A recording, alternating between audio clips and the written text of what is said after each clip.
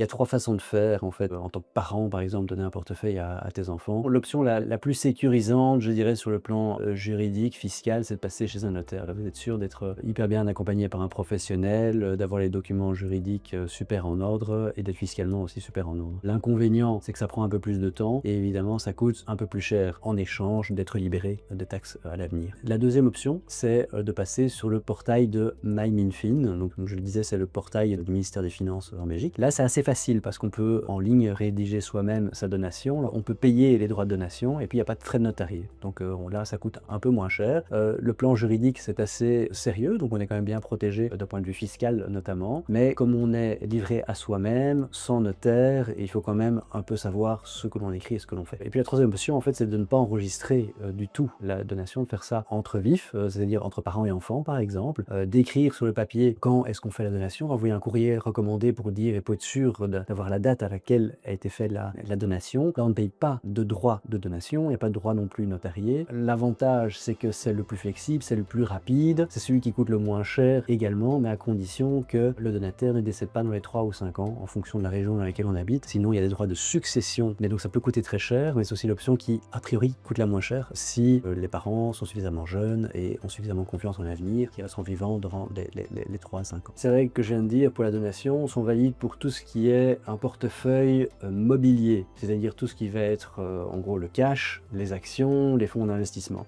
Lorsqu'on parle d'immobilier, là ce sont d'autres règles qui sont plus strictes et les choses sont un peu moins faciles et il vaut mieux se rendre en fait chez un notaire pour effectuer cela.